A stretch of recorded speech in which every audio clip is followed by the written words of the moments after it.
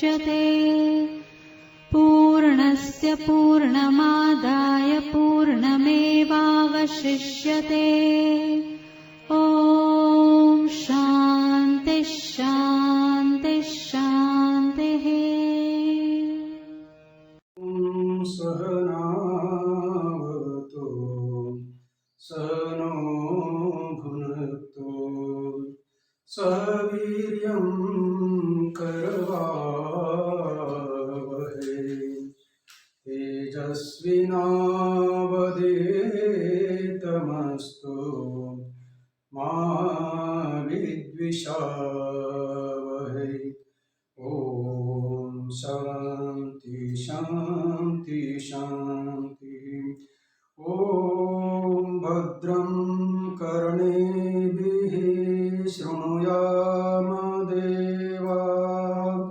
भद्रं पश्येमाक्षभिर्यजत्राः।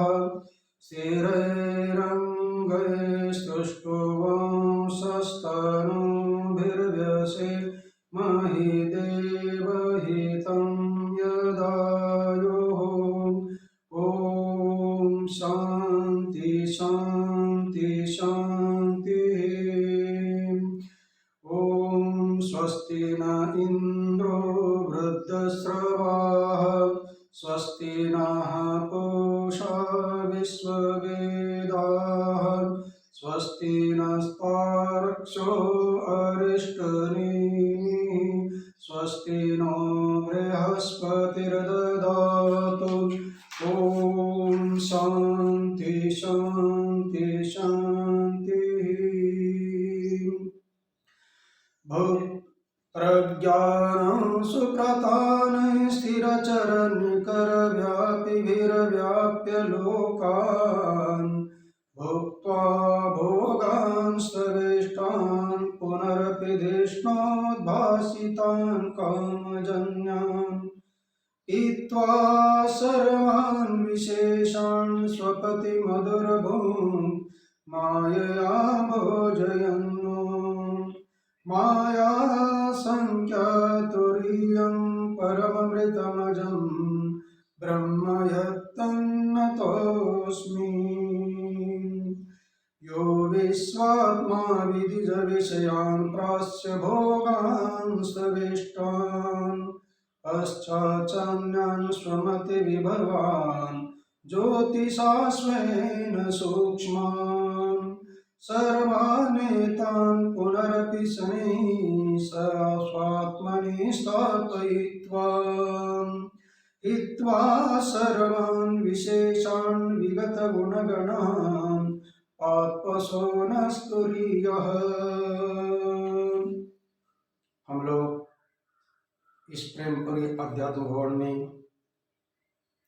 प्रातःकालीन स्वाध्याय में मांडुक्य उपनिषद प्रारंभ कर रहे हैं। कल हम लोगों ने भाष्यकार के 2 मंगलाचरण हैं, उन मंगलाचरणों को हमने देखा। क्योंकि भाष्यकार ने उपनिषद, मांडुक्य उपनिषद और मांडुक्य के ऊपर कारिका जो गौड़पादाचार्य जी के है, इन 2 के ऊपर भाष्य करना है, इसलिए हो सकता है ये 2 मंगलाचरण किए। और दोनों मंगलाचरण टीकाकारों ने इनके विषय में बहुत विस्तार से कहा। पहला जो नमस्कारात्मक मंगलाचरण है और दूसरा आशीर्वादात्मक मंगलाचरण है।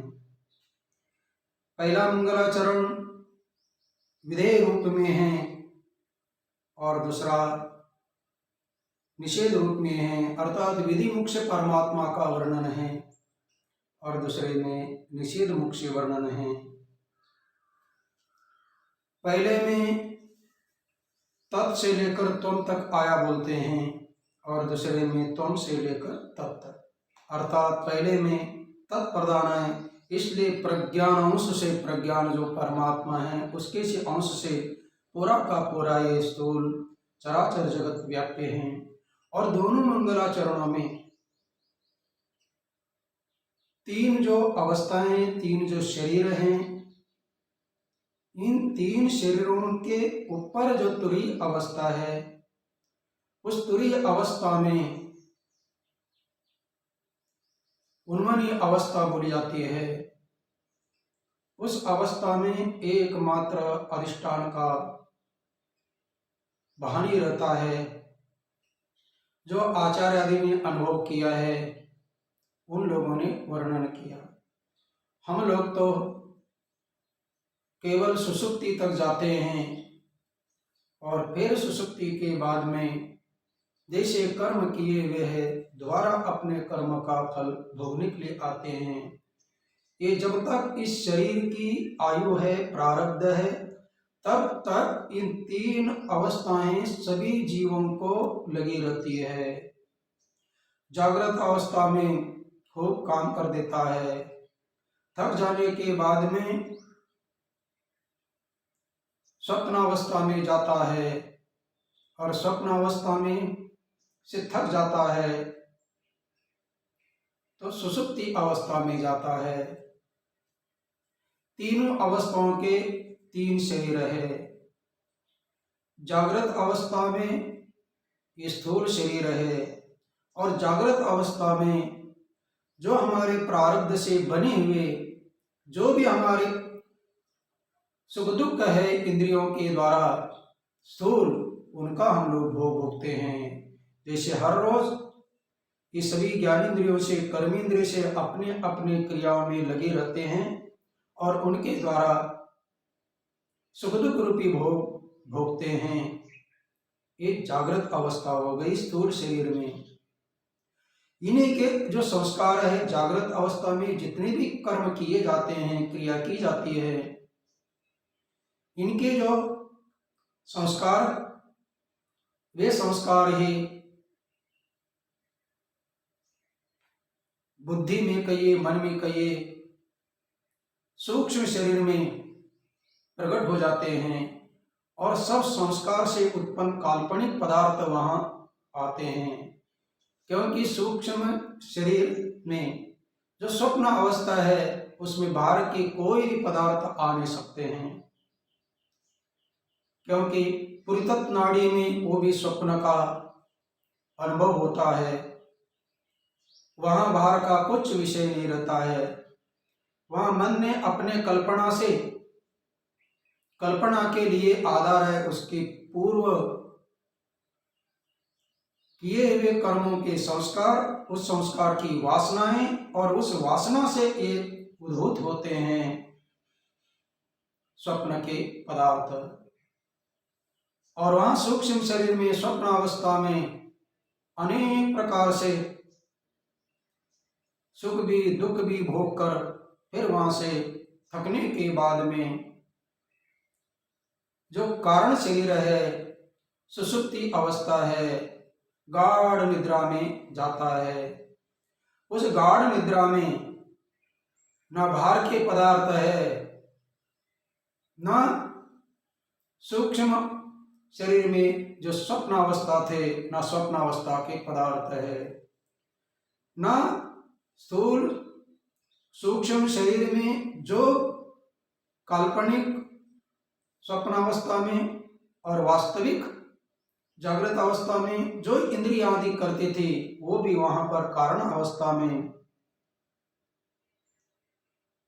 सुषुप्ति अवस्था में लीन है, शांत है और वहां आनंद की बैटरी चार्जिंग होकर पुनः अपना कार्य करने के लिए आ जाते हैं। ये ऐसा जीवन चल रहा है। ये कब तक चलता रहेगा? ये तो प्राणी मात्र के लिए है। पुनरपि जननम पुनरपि मरणम जननी जठरे शयनम, ये बार बार होते जाता है। तो इसके ऊपर एक अवस्था है तुरीय अवस्था, उन्मनी अवस्था, जीवन मुक्त अवस्था। वो अवस्था साक्षात ब्रह्म का स्वरूप है। उस अवस्था में वो ब्रह्म रहता है और अपने को भी उस अवस्था को प्राप्त करना है। तो ऐसे अवस्था वाले ब्रह्म का पहले में नमस्कार किया। नमस्कार करने से भगवान प्रसन्न होते हैं और आने वाले संकट उनकी कृपा से दूर होते हैं। दूसरे में आशीर्वाद के लिए बोल दिया और निषेध हित्वा सर्वान विशेषान, सबको छोड़कर बोल दिया। और वहां पर पीत्वा सर्वान विशेषान सुपति मधुर भोग माया भोजयन्नो, और माया संख्या तुर्यम, वहां विधेयात्मक है, यहाँ निषेधात्मक है। द्वितीय में वहां नतोस्मि, मैं नमस्कार करता हूं बोल दिया। और यहाँ पर असौ न तुरीय पातु, हमारी ये रक्षा करे, इसको बोलते हैं आशीर्वाद मांगे, आशीर्वाद दीजिएगा, आशीर्वाद। जैसे अष्ट पुत्रवती भव, सौभाग्यवती भव, चिरंजीव भव, ये व्याकरण में लोट लकार बोले जाते हैं, अर्थात आज्ञा देना, आज्ञा मांगना अर्थ में। तो बड़े लोगों का आशीर्वाद मिलता है। अभिवादनशीलस्य नित्यं वृद्धोपि सेविना चत्वारि तस्य वर्धन्ते आयु विद्या यशो बलम। नित्य जो वृद्ध लोगों की सेवा आदि करते हैं, अभिवादन आदि करते हैं, नमस्कार आदि करते हैं, तो वे प्रसन्न होते हैं और प्रसन्न होकर आशीर्वाद देते हैं। उस आशीर्वाद से जो नमस्कार करने वाला है, सेवा करने वाला है, अभिवादन करने वाला है, उसकी आयु बढ़ती है, विद्या भी है बढ़ती है, यश बढ़ता है, बल बढ़ता रहता है। ये आशीर्वाद आपका। तीसरा एक वस्तु निर्देश मंगलाचरण भी होता है, और वो उपनिषदों में ओम पूर्णमदः पूर्णमिदं, ये जो श्लोक है सब पूर्ण ही पूर्ण, वो वस्तु निर्देशात्मक मंगल है। पूर्ण से ही पूर्ण उत्पन्न होता है, बाद में पूर्ण ही रहता है, उस पूर्ण के अलावा दूसरा कुछ भी नहीं है। ईशावास्य में आदि जो ओम अपना शांति पाठ में मंत्र है, उसमें वस्तु निर्देशात्मक मंगलाचरण है। तो चलिए हम लोग ये मंगलाचरणों की 2 श्लोक पूरा कर लेते हैं। और अब संबंध भाष्य माने अवतरणी का जो पहला मंत्र है, जो 12 मंत्र है, 12 मंत्रों में जो पहला मंत्र है उसकी ये अवतरणी का प्रारंभ होती है। पहला मंत्र ओम से प्रारंभ होता है।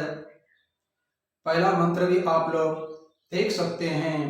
ओम इत्येतदक्षरमिदं सर्वं तस्योपव्याख्यानं भूतं भवद्भविष्यदिति सर्वं ओंकार एव यच्च अन्यत् त्रिकालातीतं तदपि ओंकार एव। अब संबंध भाष्य में ओम इत्येतद अक्षरमिदं सर्वं, ये प्रतीक लिया तस्योपव्याख्यानम, जो पहला मंत्र है उसका छोटा सा प्रारंभ का एक अंश लेकर उसका व्याख्यान करने के लिए प्रारंभ करते हैं। सभी उपनिषदों में मांडुक्य उपनिषद मुख्य माना गया है। मांडुक्य उपनिषद के ऊपर कारिका विशेष है। बाकी उपनिषद गीता आदि हो विवर्तवाद का वर्णन करते हैं, और मांडुक्य कारिका, मांडुक्य उपनिषद ये अजातवाद का प्रतिपादन करते हैं। तो इसका मतलब हमेशा तुरीय अवस्था में रहना स्वरूप ही ये मांडुक्य की अवस्था है। ओम इति एतद अक्षरम इदं सर्वं तस्य उपव्याख्यानम। अब प्रारंभ करते हैं।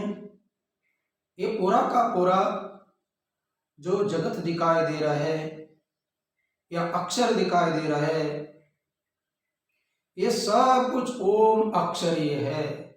सब कुछ, जो भी, सब कुछ का अर्थ है जो भी हमें दृष्टि को दिखाई दे रहा है, जो हमारे इंद्रिय गोचर हो रहा है, हम जिसको संसार बोले, जगत बोले, द्वैत प्रपंच बोले, इस सब का नाम है इदम। इदम का अर्थ है यह, जो भी दृष्टि गोचर हो रहा है, ये जो भी दिखाई दे रहा है, सब कुछ ओम ये अक्षरीय है। इसके अलावा दूसरा कोई नहीं है। माने ओम अक्षर यहाँ एक प्रकार का मूल, और उसके ऊपर ये सब दिखाई दे रहे हैं। जैसे 3 सत्ताएं होती है, एक प्रातिभाषिक सत्ता होती है, दूसरी व्यावहारिक सत्ता होती है, तीसरी पारमार्थिक सत्ता होती है। 3 सत्ताएं अलग अलग है। हम लोग प्रातिभाषिक सत्ता के पदार्थों को हमेशा देखते हैं रस्सी के ऊपर सर्प, सुक्ति के ऊपर रजत चांदी। बोलते हैं सीपी चमकती रहती है दोपहर के समय में रेत में, और दूर से उसके ऊपर आभास होता है चमकने के कारण ये चांदी है। चांदी रहती नहीं है, लेकिन चांदी दिखती है। 3 व्यक्ति थे, 3 व्यक्ति में से एक दूर होकर अपना देख रहा है मजा, और 2 व्यक्ति उसको लेने के लिए दौड़ते हैं चांदी समझ करके। पहला जो हाथ मारा उसको लगा प्रसन्न, वाह मुझे चांदी मिल गई। दूसरे ने हाथ मारने से पहले वाले ने हाथ मार दिया था, तो दूसरे के हाथ तो नहीं आई, उसको क्रोध आया। एक को लगा कि मुझे चांदी मिल गई बोलकर प्रसन्न था, और एक को नहीं मिली बोलकर दुख है, क्योंकि दोनों भी उसके अर्थी थे, अर्थात दोनों को भी उसकी इच्छा थी। इसलिए जिसको प्राप्त चांदी हुई समझ रहा था आनंद, जिसको नहीं हुई वो मान रहा था दुख मान रहा था। लेकिन तीसरा समझता था कि ये चांदी नहीं, ये सीपी है, वो मस्त अपना आनंद ले रहा था। तीसरा, ना उसको हर्ष है ना दुख है, और एक को मिलने पर हर्ष है और एक को न मिलने पर एक दुख है।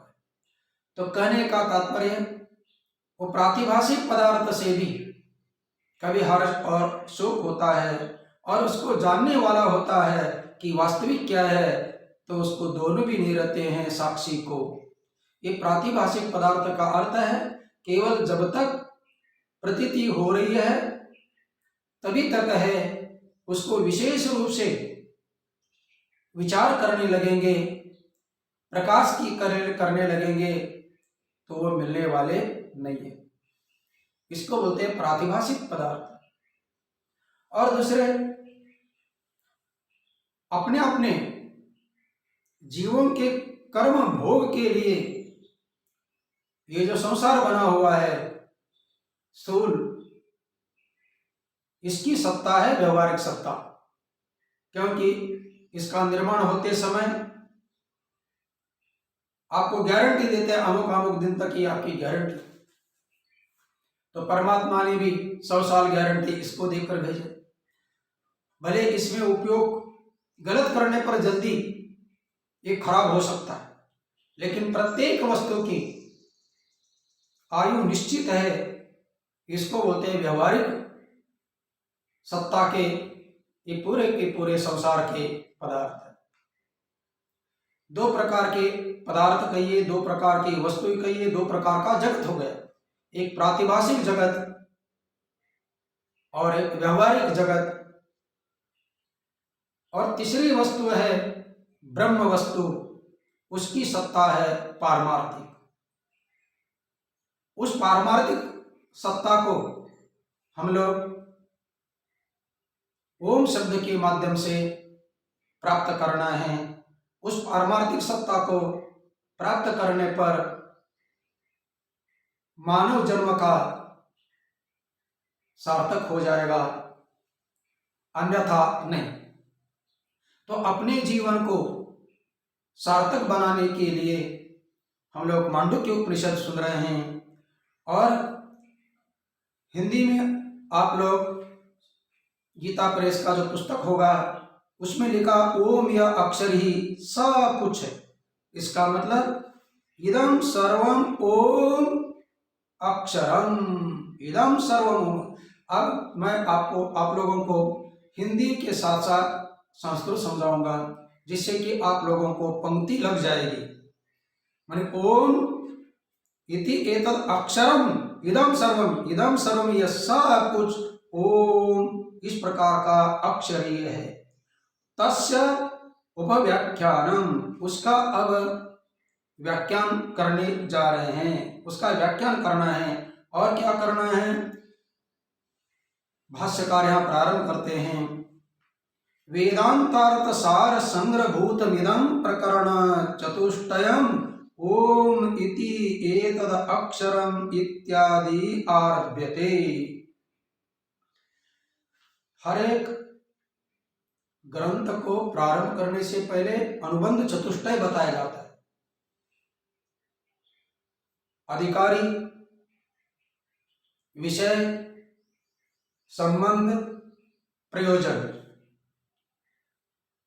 कोई भी ग्रंथ हम लोग अध्ययन करते हैं तो उसका पढ़ने वाला कौन, क्या उसकी योग्यता होने पर वो पढ़ सकता है, उसका क्या विषय है, और फिर उस विषय के साथ ग्रंथ का आदि क्या संबंध है, शास्त्र का क्या संबंध है। जैसे वो अपना कोई भी सब्जेक्ट कॉलेज में आदि पढ़ते हैं, सब्जेक्ट मानी विषय रहता है, और कोई भी व्यक्ति जाकर तो उस सब्जेक्ट के लिए फॉर्म भर नहीं सकता है, उसका स्टूडेंट उसकी योग्यता हो तभी भर सकता है। इसी प्रकार जो ये उपनिषद है मांडुक्य उपनिषद, उस मांडुक्य उपनिषद के ऊपर जो कारिका है उस कारिका को यहाँ पर प्रकरण ग्रंथ शब्द से कहा जा रहा है। ग्रंथ दो प्रकार के मान लीजिएगा, एक प्रकरण ग्रंथ होता है और दूसरा आकर ग्रंथ बोलते हैं। उसी को वे अपना ब्रह्म सूत्र आदि है। प्रकरण ग्रंथ पंचदशी है, वेदांत परिभाषा हो, आचार्य जी का विवेक चूड़ामणि हो, ये प्रकरण ग्रंथ, और ब्रह्म सूत्र आदि है, वेद आदि है, ये बड़े ग्रंथ बोलते हैं, इनको शास्त्र बोलते हैं, पूर्ण शास्त्र।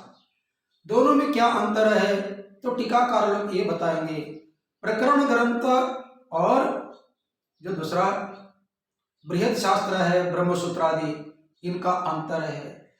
जो शास्त्र है वेद हो, दूसरे आकर ग्रंथ उपनिषद हो, ब्रह्म सूत्र हो, इनमें तीनों का प्रतिपादन किया जाता है, कर्म का, उपासना का और ज्ञान का। तीन कांड का जिसमें प्रतिपादन किया जाएगा उसको शास्त्र कहा जाएगा। और तीनों में से, और तीनों का लक्ष्य क्या है? लक्ष्य तो ब्रह्म ही है, क्योंकि कर्म के अंतःकरण के द्वारा शुद्धि, उसके बाद में अंतःकरण की शुद्धि का अर्थ है मल की निवृत्ति, उसके बाद में उपासना क्या करते हैं? विक्षेप की निवृत्ति कर देते हैं, क्योंकि मल के कारण विक्षेप आ जाता है। मैं अमुक हो व्यक्ति हूँ, 3.5 हाथ के शरीर को अपना नाम रूप अपना रिश्तेदारों का साथ जोड़ देता है, ये विक्षेप है। इस विक्षेप को निवारण करने के लिए उपासना होती है। मल विक्षेप की निवृत्ति होने के बाद में केवल अपने स्वरूप के ऊपर थोड़ा सा आवरण है, उस आवरण को, उस अज्ञान को निवारण करने के लिए अपने स्वरूप के ज्ञान की आवश्यकता होती है। और उस ज्ञान का यहाँ प्रकरण है, इसलिए इसको प्रकरण ग्रंथ यहाँ कहा जा रहा है। नहीं, प्रकरण इसलिए कहा जा रहा है कि इसमें कर्म और उपासना की विशेष कोई आवश्यकता नहीं है, केवल ज्ञान की आवश्यकता है। ऐसा प्रकरण ग्रंथ का अर्थ होता है। तो अभी ये बोलते हैं, देखिएगा, उसका यहाँ व्याख्यान है, किसका? ओम का ही व्याख्यान प्रारंभ है। और ओम के व्याख्यान के प्रारंभ में पहले मंत्र से लेकर लास्ट तक पूरा 12 मंत्र है। इनके ऊपर 4 प्रकार के प्रकरण गौड़पादाचार्य ने कारिका लिखी है। उन कारिकाओं को यहाँ प्रकरण बोला जाता है, लेकिन वह कारिका कैसी है? वेदांत सार संग्रहभूतम इदम, जो वेदांत अर्थ है, वेदांत हो फिर उसका अर्थ हो, ऐसा जो सार संग्रह हो, ऐसे सार संग्रहभूत ये प्रकरण चतुष्टय है। 4 प्रकरण आगम, वैतथ्य, अद्वैत और अलाप शांति, ये 4 प्रकरण हैं। कारिकाओं के लिए अलग अलग होता है। अमुक कारिकाओं के तक इतना आगम प्रकरण है, उसके बाद में वैतथ्य प्रकरण है, उसके बाद में अद्वैत प्रकरण है, उसके बाद में अलाप शांति प्रकरण है। ये प्रकरण चतुष्ट है। लेकिन ये सार किसका सार है? वेदांतार्थ सार संग्रहभूत है। वेदांतार्थ, पहला तो वेदांत क्या है? वेदांत के लिए आप लोग ब्रह्म सूत्रों को वेदांत करते हैं। गीता प्रेस का छोटा सा ब्रह्म सूत्र है, उसको वेदांती शब्द दिया। हमने सोचा कि वेदांत क्या है, पहले तो उसको ब्रह्म सूत्र को ही वेदांत कहा गया। ऐसा जो वेदांत है, जो ब्रह्म सूत्र है, उसका अर्थ और उसका सार क्या होगा? जीव ब्रह्म ऐक्य, यही तो सार होता है। सार जीव और ब्रह्म की एकता। जैसे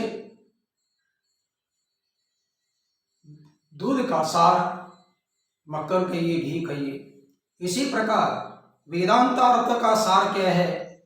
तो वेदांत से अर्थ वेदांतार्थ, वेदांत शास्त्र हो गया। और उसका अर्थ फिर यहाँ अधिकारी, विषय, संबंध, प्रयोजन, ये सभी के सब अनुबंध चतुष्टय आ जाते हैं। क्योंकि वेदांत के अर्थ का अनुगम आदि करने वाले अनुबंध चतुष्टय भी बोलते हैं। तो वेदांतार्थ सार संग्रह, तो यहाँ सार हो गया जीव ब्रह्म की एकता। संग्रह का अर्थ है इकट्ठा नहीं करना है, बल्कि जीव ब्रह्म की जो एकता रूपी सार है, उसका सम्यक अच्छी प्रकार से ज्ञान, सम्यक ज्ञान, उसको बोलते हैं संग्रह। इसका मतलब हो गया जो ब्रह्म सूत्र में जीव ब्रह्म का जो ऐक्य है, वह अच्छी प्रकार से ज्ञान है, वही जीव ब्रह्म का ऐक्य सार है उस ग्रंथ का। और उसी सार के रूप में ये प्रकरण चतुष्ट है। तो इसका मतलब है कि कर्म और उपासना की जरूरत नहीं है। जीव ब्रह्म की जो एकता, अंतिम जो सीढ़ी है, सार संग्रह है, उसी के लिए प्रकरण चतुष्टय का आरंभ किया जाता है। किस अक्षर से? ओम इत्येतद अक्षरम इत्यादि आरभ्यते। माने जो पहला मंत्र है, ये पहले मंत्र से क्या प्रारंभ किया जा रहा है? पहला मंत्र का अवतरणिका भाष्य, संबंध भाष्य में थोड़ा सा देकर ये 4 प्रकरणों को यहाँ से आरंभ किया जाता है। अब 4 प्रकरणों को आरंभ किया जाता है, और वो चारों प्रकरण कैसे हैं कि वेदांतार्थ का सारभूत है। अब सार होने के कारण, जैसे दूध का सार मक्खन निकलने के बाद में अब आपको दूध जमाना, जामुन लगाना, दही हो जाने पर मंथना, कई प्रकार के क्रियाएं तो छूट जाते हैं ना। तो इसी प्रकार यहाँ पर भी ये सार संग्रह होने के कारण इसके लिए जो कर्मकांड करने की जरूरत होती है उसके लिए अलग से बताने की जरूरत नहीं है, ऐसा भाष्यकार यहाँ बताए। अतएव न पृथक संबंध अभिधेय प्रयोजनानि वक्तव्यानि। कोई भी ग्रंथ है, ग्रंथ के आरंभ में अनुबंध चतुष्टय कहा जाता है। अनुबंध चतुष्टय बने अधिकारी, विषय, संबंध है, प्रयोजन है, ये कहा जाता है। और यहाँ ये कह रहे हैं कि ये प्रकरण रूप ग्रंथ होने के कारण यहाँ पर अलग से अनुबंध चतुष्टय कहने की कोई जरूरत नहीं थी, इसलिए अलग से कहा गया नहीं। अतएव संबंध अभिधेय प्रयोजनानि पृथक न वक्तव्यानि। ये प्रकरण चतुष्टय सारभूत होने के कारण अब इसका विवेचन करने के लिए इसका अध्ययन करने वाला अधिकारी, फिर ये विषय है, ये संबंध है, ये प्रयोजन है, इस प्रकार का अनुबंध चतुष्टय यहाँ कहने की जरूरत पड़ी नहीं है। पर क्यों जरूरत नहीं पड़ी? क्योंकि जब तक अधिकार कोई पढ़ने के लिए आता है उसकी क्या जिज्ञासा है, उसकी क्या योग्यता है, उस योग्यता के अनुसार उसको विषय यदि दिया जाए तो उसको आनंद आएगा। उसकी योग्यता के अतिरिक्त विषय यदि कोई प्रतिपादन करने लगेगा तो वह बोर होगा और बोर होकर बोलेगा कि पता नहीं क्या बोल रहे हैं, क्योंकि उसका वो अधिकारी नहीं है। तो यहाँ ये बता रहे हैं कि यहाँ अलग से बताने की कोई जरूरत पड़ी नहीं है, क्योंकि वेदांत का सार है। इसका मतलब है आप पहले वेदांत पढ़ रहे हैं तभी तो वेदांत सार आपको मिलेगा। दूध का सार आपको दही चाहिए, आप सार निकाल रहे हैं, इसका मतलब है दही से आप मक्खन निकाल रहे हैं, तो इसका मतलब पहले आपने उसको गर्म दूध को किया है, जामुन लगाया है, जमाया है, दही जम गई है और जमने के बाद में आप मंथन कर रहे हैं। इतनी प्रक्रिया आप अलग से कर दी। अब करने के बाद में जब मक्खन निकला तो मक्खन के लिए फिर दोबारा करें, ऐसा कोई बोलने की जरूरत नहीं है। इसलिए यहाँ पर ये कहा जा रहा है कि अलग से यहाँ अनुबंध चतुष्टय कहने की जरूरत नहीं है। यानेव तु वेदांते संबंध विधेय प्रयोजनानि तानि एव ईय भवितुम अर्हन्ति। अब ये बोल रहे हैं यहाँ अलग से क्यों नहीं बताया गया? क्या नहीं बताया गया? अनुबंध चतुष्टय। देखिएगा, अनुबंध चतुष्टय एक होता है और एक साधन चतुष्टय होता है। हम लोग वेदांत को पढ़ने के लिए दो प्रकार के चतुष्टय की जरूरत होती है। एक अनुबंध चतुष्टय चाहिए और दूसरा साधन चतुष्टय चाहिए। साधन चतुष्टय के बिना इस ग्रंथ को, इन उपनिषदों को कोई आनंद से सुनने वाले नहीं होंगे। जैसे व्यवहारिक विषय में बड़ा आनंद लेते हैं क्योंकि उसके लिए अधिकारी होते हैं, किंतु इन ग्रंथों को आनंद लेने के लिए धीरे धीरे हमारे अंदर साधन चतुष्टयता आनी चाहिए। साधन चतुष्टय संपन्न बनना पड़ता है। साधन चतुष्टय क्या है? विवेक, वैराग्य, समाधि षटक और मुमुक्षुता। अब चारों का वर्णन आप लोग बार बार श्रवण करते हैं, उसी का अधिक व्याख्यान करके समय क्यों बर्बाद करें। विवेक का अर्थ है निरक्षर विवेक, ये सत और असत दोनों का विवेक। ब्रह्म ही सत्य है, जगत ही मिथ्या है, ये विवेक हो गया। और विवेक के बाद में अब ब्रह्म को प्राप्त करने के लिए जिसकी बुद्धि लगी है, नहीं तो ऐसा नहीं कि केवल ज्ञान हुआ, ऐसा नहीं। विवेक का अर्थ है सत का त्याग, असत का ग्रहण करने वाली जो बुद्धि है वो विवेक हो गया। और उसके बाद में वैराग्य। एक बार संसार असार है, एक परमात्मा सार है, तो असार के तरफ हमारा लगाव, हमारा झुकाव न हो। रहना असार में है, क्योंकि ये असार शरीर भी है, असार जगत भी है, पूरा संसार असार है। संसार में ही शरीर रहना है। नाव भी असार है, पानी भी असार है। असार ही असार रहकर इस असार के माध्यम से नाव में बैठकर पार जाना पड़ता है।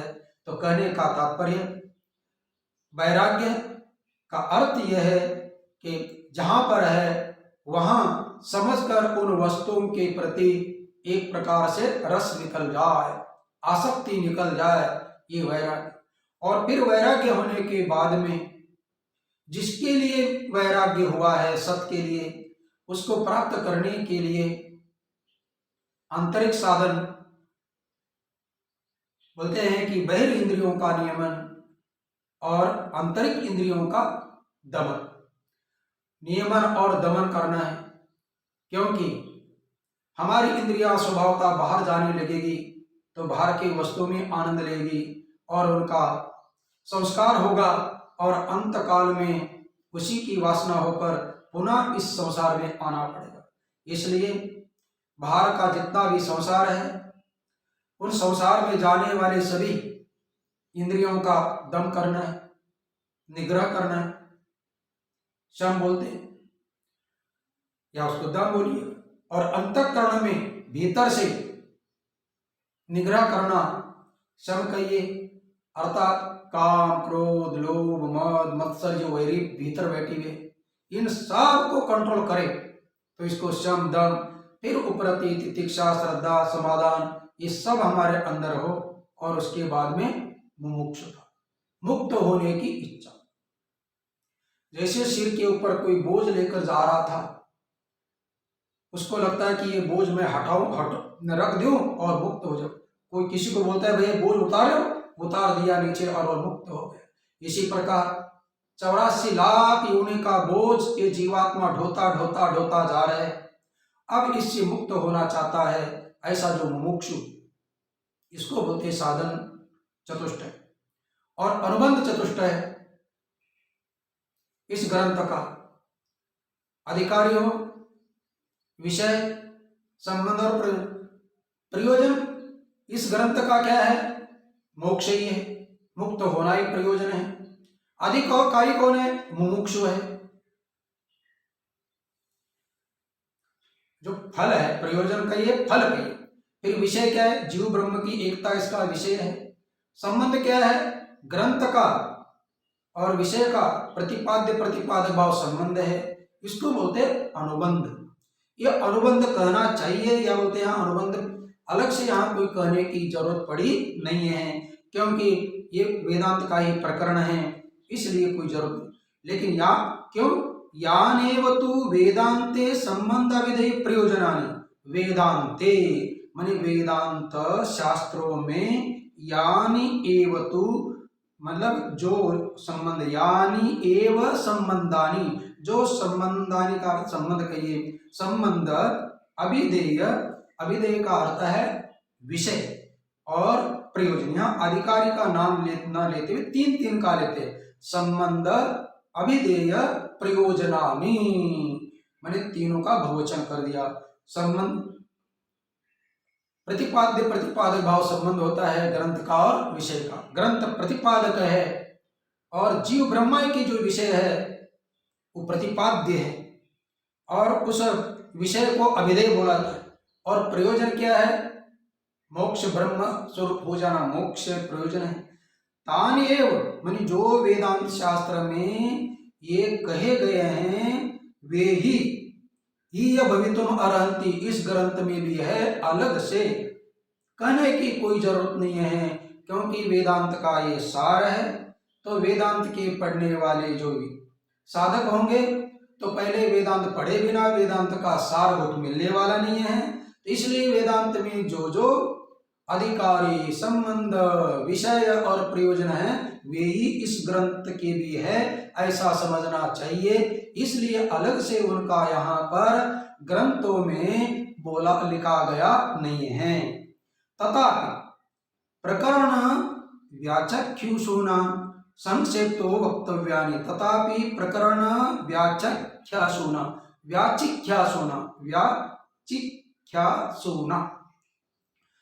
अर्थात व्याचख्यासूना का अर्थ है व्याख्यान करने की इच्छा वाला हो। उसके यदि इच्छा किसी की हो ग्रंथ की, जो ग्रंथ करने वाला है, और उसकी इच्छा हो कि चलो कोई भूल भी जाते हैं तो उनको पुनः स्मरण करा देना चाहिए, तो इसलिए बार बार स्मरण तो कराई देना पड़ता है। इसलिए इस ग्रंथ में जिनको व्याख्या करने की इच्छा हो वो लोग भी संक्षिप्ता वक्तव्यानि, उनको यहाँ संक्षिप्ता उन चारों का वर्णन करना चाहिए। किसका वर्णन करना चाहिए? अनुबंध चतुष्टय का। वो अनुबंध क्या है? चतुष्टय अधिकारी, विषय, संबंध और प्रयोजन। अधिकारी मुमुक्षु है, विषय क्या है? जीव ब्रह्म की एकता है। संबंध क्या है? प्रतिपादक प्रतिपाद्य भाव संबंध है। और प्रयोजन क्या है? ब्रह्म स्वरूप होना, मोक्ष। इस प्रकार यहां संबंध है। चलिए यहां तक आप लोगों ने देखा, इसका मतलब अभी मैं जहां तक आ गया पढ़ता हूं, देखिएगा। ओम इत्येतद् अक्षरमिदं सर्वं तस्योपव्याख्यानं वेदांतार्थ सार संग्रहभूतमिदं प्रकरण चतुष्टयम् ओम इति एतद् अक्षरम् इत्यादि आरभ्यते। अतएव न पृथक् संबंध अभिधेय प्रयोजनानि वक्तव्यानि, यानि एव तु वेदान्ते संबंध अभिधेय प्रयोजनानि तानि एव ही भवितुम् अर्हन्ति। तथापि प्रकरण व्याचिख्यासूनां संक्षेपतो वक्तव्यानि। यहां तक हो गया। और आगे देखिएगा। तत्र प्रयोजनवत् साधन अभिधेय व्यंजकत्वेन अभिधेय संबद्धं शास्त्रं पारंपरेण विशिष्ट संबंध अभिधेय प्रयोजनवत् भवति। तत्र प्रयोजनवत्, प्रयोजन क्या है? मोक्ष। क्योंकि पंक्ति हम लोगों को देखना है। प्रयोजनवत् साधन अभिव्यंजकत्वेन अभिधेय संबद्धं शास्त्रं पारंपरेण विशिष्ट संबंध अभिधेय प्रयोजनवत् भवति। तत्र माने वहां जो ये शास्त्र है, जो प्रकरण है, प्रयोजनवत् साधन, जो भी साधन होते हैं, साधन क्या करते हैं? प्रयोजन को अभिव्यक्त करने वाले, प्रयोजनवत् साधन अभिव्यंजकत्वेन, अभिव्यंजक माने अभिव्यक्त करने के कारण जो प्रयोजन होगा, कोई भी साधन होगा, वो अपने लक्ष्य को, तो लक्ष्य कहिए, साध्य कहिए। साधन किसके लिए है? साध्य के लिए। उस साध्य को प्रयोजन बोला जाएगा, लक्ष्य बोला जाएगा, उद्देश्य बोला जाएगा। क्या उद्देश्य है, क्या प्रयोजन है, क्या लक्ष्य है, क्या साध्य है? तो कोई भी साध्य हो उस साधन के माध्यम से अभिव्यक्त होता है। साधन के माध्यम से साध्य की प्राप्ति होती है। जैसे भोजन की सामग्री ये साधन है, और सिद्ध भोजन हो जाना ये उसका क्या है? साध्य। जो अपना भोजन घर में बन गया वो साध्य है, लक्ष्य है, प्रयोजन है। लेकिन उस प्रयोजन की सिद्धि के लिए आपके घर में किसकी जरूरत पड़ी? साधनों की जरूरत पड़ी। जो भी आपके घर में चौका, चूल्हा, बर्तन और आटा, चावल, दाल, सब्जी, ये सब कुछ है, ये सब कुछ साधन है। ये साधन किसकी अभिव्यक्ति कराते? साध्य की अभिव्यक्ति कराते। कौन साध्य? भोजन पकना। और भोजन पकने के बाद में साधन चुपचाप रहते, तो प्रयोजन सिद्धि के लिए साधन का होना अनिवार्य है। इसलिए जो भी साधन है वो प्रयोजनों को प्रकट करने वाले हैं। इसलिए वह प्रयोजनवत् साधन अभिव्यंजकत्वेन, तो हिंदी में दिया वहाँ प्रयोजन सिद्धि के अनुकूल साधन अभिव्यक्त करने के कारण, क्योंकि प्रयोजन कहिए, साध्य कहिए, लक्ष्य कहिए, उद्देश्य कहिए, उसकी सिद्धि के लिए साधन अभिव्यक्त हो जाते हैं करने कारण। और वहां पर अभिधेय संबद्धम शास्त्रम, अभिधेय का अर्थ है विषय, विषय संबंध से शास्त्र होगा। यहाँ प्रयोजन क्या है? मोक्ष। तो मोक्ष को प्रकट करने वाला साधन क्या है? ग्रंथ है तो प्रकरण है। जो प्रकट, ये कारिका कहिए, ग्रंथ कहिए, ग्रंथ का ज्ञान कहिए, ये साधन ही प्रयोजन को सिद्ध करना है। तो प्रयोजन को सिद्ध करने वाला जो ग्रंथ होगा, उस ग्रंथ का अभिधेय संबंधम, जो ग्रंथ का विषय के साथ संबंध रहेगा, इसलिए संबंधम शास्त्रम, शास्त्र ही साधन है। क्योंकि शास्त्र कहिए, प्रकरण कहिए, यह हमारे लिए क्या है? एक प्रकार का साधन है। यहाँ प्रयोजन के लिए जो अभिव्यक्त करने वाले ग्रंथ है, उस ग्रंथ के साथ विषय का संबंध होता है। और वह संबंध किस संबंध से होता है? विशिष्ट संबंध से होगा। अब विशिष्ट संबंध का अर्थ है परंपरा से संबंध होगा। एक साक्षात संबंध होता है ग्रंथ का, ग्रंथ कहिए, ग्रंथ से उत्पन्न ज्ञान का कहिए, और मोक्ष का कहिए। कैसा संबंध हो सकता है? कार्य कारण क्या हो सकता है? जैसे ये कपड़ा है, कपड़े का और मेरा संयोग संबंध है, कपड़े का और तंतु का बीच में समवाय संबंध है। इसी प्रकार जो जीव ब्रह्म के विषय है, उस विषय के साथ ग्रंथ का, शास्त्र का कैसा संबंध है? डायरेक्ट संबंध है या इनडायरेक्ट संबंध है? वह बता रहा है कि इनडायरेक्ट संबंध है। समय हो गया, फिर हम लोग कल देखेंगे। ओम पूर्णमदः पूर्णमिदं पूर्णात् पूर्णमुदच्यते पूर्णस्य पूर्णमादाय पूर्णमेवावशिष्यते। ओम शांति शांति शांति। सच्चिदानंद भगवान की जय। स्वामी प्रेमपुरी जी महाराज की जय। ओम नमः पार्वती पतये। हर हर महा